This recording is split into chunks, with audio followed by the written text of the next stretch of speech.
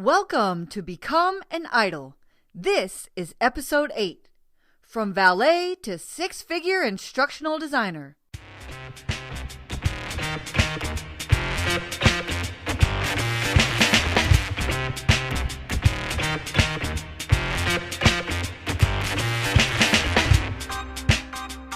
I am Dr. Robin Sargent, owner of Idol Courses, and this is a place where newbies come to learn and veterans share their knowledge. In this episode, I'll be chatting with Cameron Brown, who is an instructional designer for Cox Enterprise. I'm actually Cameron's mentor, and I helped him become an idol. You won't believe his story. It's amazing to see how far he has come and where he came from. Cameron will share tips and advice for those who want to excel in the field of instructional design. Cameron's story is an example of how I've been helping people become idols even before the academy doors opened. If you want to become an idol and you'd like to join the only implementation program of its kind that not only shows you exactly how to create your job application assets and build your portfolio from scratch, but also includes mentorship and experience opportunities in instructional design and online learning, then go to idlecourses.com/academy. Enrollment is only open until July 3rd at 10 p.m. Eastern Standard Time. All right, so let's hear from Cameron.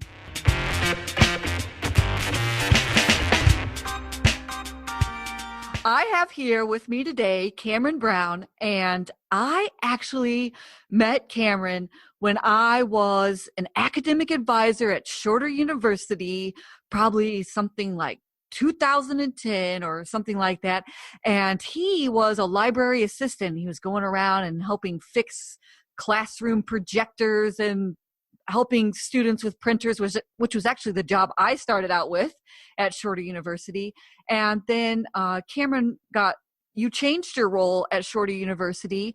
And when I was the assistant dean, you came up under me and started working for me. And that's where I first met Cameron, and I really got to know Cameron whenever we worked at Shorter University together, and I got to see this like raw talent he has for art and design, even though at that time I think he was just a library assistant. Is that right, Cameron? What were you at Shorter University? That is right. My official title was Assistant Resource Facilitator. I believe they called it an ARF. That's there. Right. So right. So my duties were to collect the attendance, enter in payroll, and also do mail runs. So it was a pretty low-level job, but I enjoyed every second of it.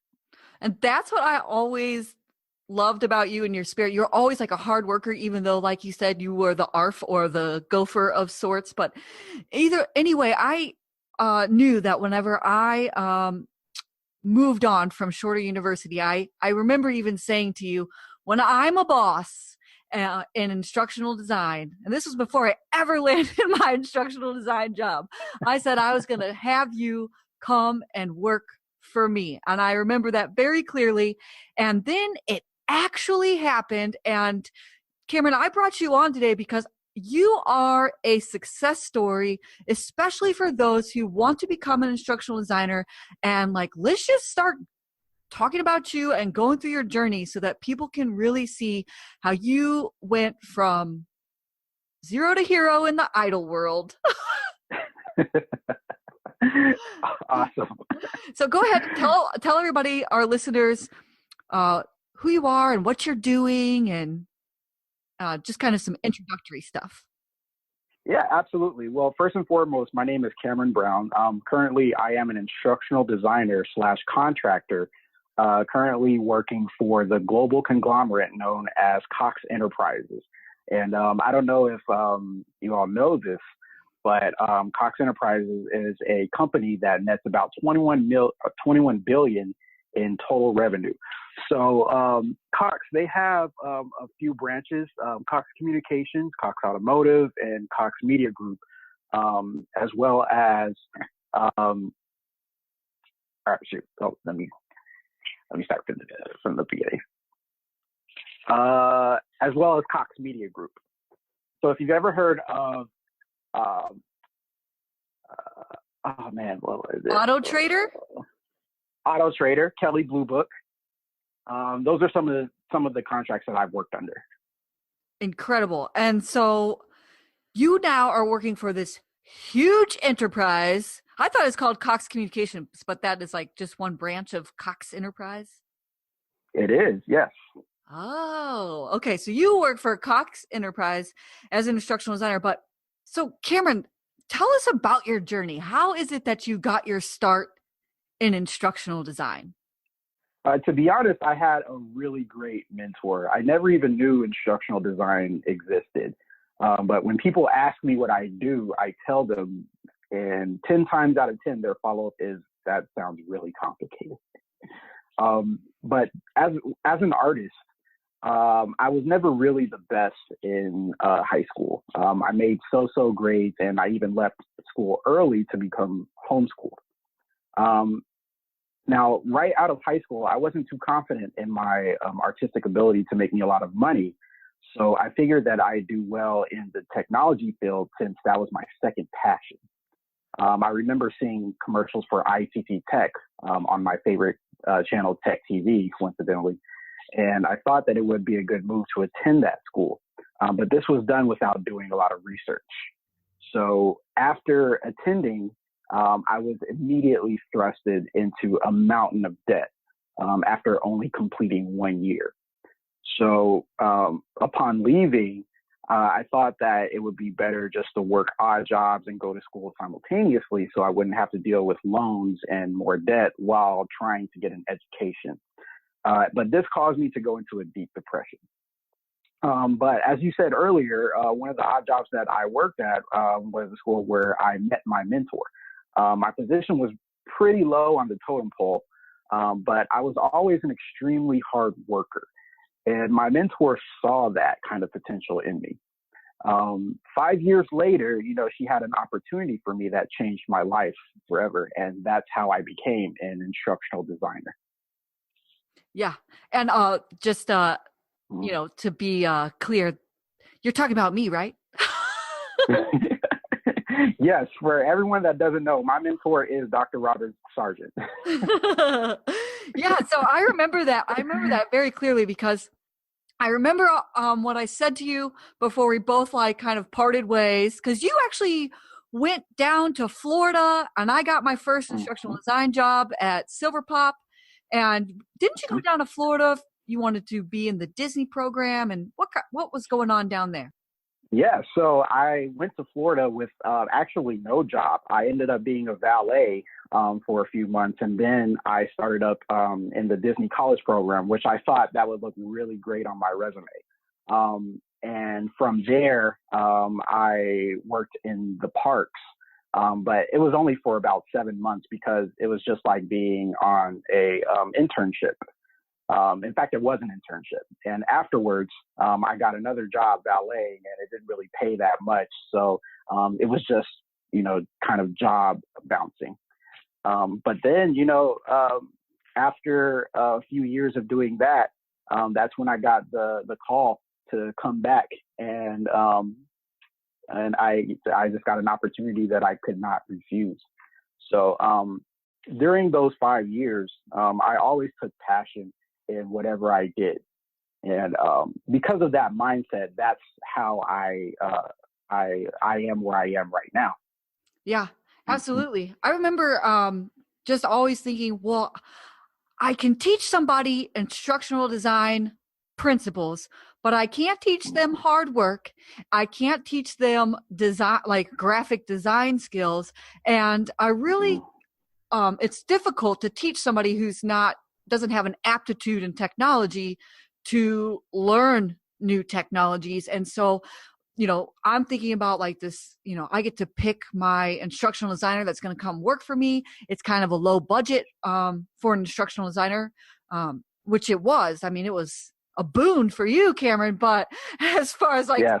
salary for a full-time instructional designer, it was kind of lower. And so I knew that I wanted to do some cool things at ACS Group. I wanted to do some new technologies. I wanted to try out some gamification and animations and things like that. And so you were immediately who I thought of and reached out, and I actually I actually gave you a test.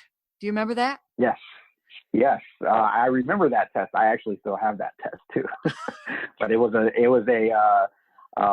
I had to create a course, a tutorial. And I remember I used PowerPoint to do that. And yeah, it actually got my foot in the door. Yeah, and it was because you didn't have, and my boss even said things like this. She said, well, are you sure you want to hire Cameron? He doesn't really have a resume that matches trainer or instructional designer. But, if you want to recommend him, then, I'll take your word for it. And I was like, well, actually, he doesn't, but you should look at what he did for the test for instructional design. And I showed her your sample and showed her like what promise that, represented to me, and that I could train you up, to be an asset for ACS Group, and specifically me, of course, because that's what I needed help. And All right. and so that was actually the thing that really like sold her on you, even though she was like, well, he doesn't really have the resume or the experience, but it was because you were able to pass that test. And of course, because I twisted her arm a little bit, but yeah, definitely. Assimilation is very important too. It's really how pliable you are when you're in this kind of role. It's a little bit of a jack of all trades role, which is something that I specialized in when I was younger, a jack of all trades, master of none. But you slowly start to acquire the necessary skills to do what you need to do inside of your career, which allowed me to excel in what I'm doing right now. Is to just, have a go-getter attitude, and also, just do what you need to do just to make your clients happy. Yeah, and I also always liked that you were just so good about receiving feedback, because I would set you loose a lot in designing some of the graphics or the animations or the brochures or the job aids or whatever, and of course, like you were new, so but you every time I came back to you with feedback, you just took it so graciously, and you just did whatever you could to like fix it and make it better. And so it actually came down to a time when they told me that they had to lay you off. And I said, oh my gosh, you've only been at ACS Group for a year. I moved you up here from Florida. And I was like, and we knew ahead of time. And I said, well, we have got to get you ready to get a new job. And so, do you remember kind of what I made you do? I remember we put together a website and also an online portfolio where I was able to put some of the stuff that I had developed for ACS, and also a lot of my artwork in there too, just to show how versatile my skills were. And that's one thing that really showed me a lot of favor for my new position, which is the job that I am at right now, coincidentally. Yeah. And also I remember I gave you assignments that you Yeah. I had homework. You had to do professional development. You had to up all your skills. And then from there, I just like reached out to all my contacts and said, they are going to lay Cameron off. He is a treasure and a gem, and I 100% recommend him. And how long after you got laid off before you landed your first job outside of ACS Group? It was only about 2 months, as a matter of fact. Actually, no, it wasn't even 2 months. It was actually a few weeks. They laid me off over Christmas, coincidence. Like, surprisingly, they laid me off over Christmas. And by the end of January, I was enlisted as an official contractor for Cox Automotive. And the rest is history. The rest is history, but we want to know the history. And when you... Oh, yeah. I'm just kidding. And then when you got that job at Cox, didn't you get a pay raise? Or was it the same? It was a little bit of a bump. Nice. But it was, yes. It was a little bit of a bump, but it was a nice kind of leeway for what I was doing because for the skills that were necessary, it required a lot. So they were more than happy to have me on at the rate that they got me at. And then how did that progress? I mean, you just got a little bump when you first started there, and then did you take on different projects or different contracts, or what's that been like? So after I was there for a year, my contract ended, but because everyone liked the work that I did so much, and this is where networking comes into play. Never seize the chance to network. The best thing that anyone can say about you is that you're a pleasure to work with. Because of my track record for the first team for Cox Automotive, I was able to get on for another team, and my pay went from 5 figures to 6 figures. So now I am actually contracted to Cox Automotive, where I am actually making 6 figures right now, and I have no degree in this field. You have no degree at all, Cameron? I have no degree at all. I have a high school diploma and I have some college. Yeah. But I was always a hard worker, and my peers knew that. Skills definitely come into play in this type of field. Right. And skills are what can land you a job in instructional design. And of course, what you said, I mean, it didn't hurt that you knew me, right? Right, exactly. And that's another thing. One of the most important things that I took away from this career path was the power of mentorship. Get a mentor and do whatever they tell you to do, because it's for a reason. Do you have any examples that you're thinking of when you say it's for a reason? Is there anything that I told you to do and you're like, what? Well, it wasn't what you told me to do. It was a lot of what you didn't tell me. A lot of times when I was given a task, I was presented with a problem, but I also had to present the problem with a solution without your help. And that's one thing that really helped my problem-solving abilities, which are still constantly coming into play. Except now that I've done it so much, I'm able to figure out an issue just like that, as opposed to when I was first starting out, an issue that took me, hours, days to complete. So for that, I'm very appreciative for that. Yeah. And that's an excellent point, because that's really what experience gives you, right? Is you go through it and you just pound and pound and try to figure out why is this trigger not working in articulate storyline, or why can't I get these animations to sync up, or, why aren't people learning, or whatever it is. And you just take so long to figure something like that out. But then once you do figure it out, then it becomes easier to, take care of that problem down the road, and then also troubleshoot other similar problems because you've already spent all that time in the past overcoming it. That's exactly right. Yes. And it's really impressive to your peers when you can figure something that complicated out on the spot, because they don't know that you've already done that 1,000 times before. So that really increases the value of your position on that team. And that's where I am right now. I'm seen as a very intricate aspect on that team. And is it because of the ways that you problem solve, and what are kind of some of your actual duties in your role right now? I know you're an instructional designer, but what does kind of your day-to-day look like? So my day-to-day is actually a little bit of a niche job. I'm seen as an in-betweener, which I mostly support.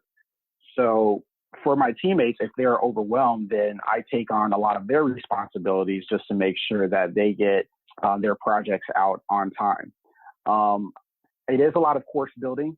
It is a lot of documents that you have to update. But it's also extremely rewarding that, you get to support your team and if they're presented with a problem, they can just call you as their get out of jail free card. And it's nothing but positivity when it comes to that, when you can get them out of crazy jams. You're not the in-betweener. You're like the hero. Yeah. Yeah, you can definitely say that. Cameron, help me, please. So, I mean, seriously, when I think about just like your journey and where you are, like if we were to just like sum it up for, I don't know, like a quick promo or something, it'd be like, man goes from valet to six figures. And what, you came and started working at ACS Group for me in 2015, and yes, now it's 2019, and you went from valet pay, which was it like minimum wage plus tips, or? It was less than minimum wage. It was only about $2 or $3 an hour plus tips.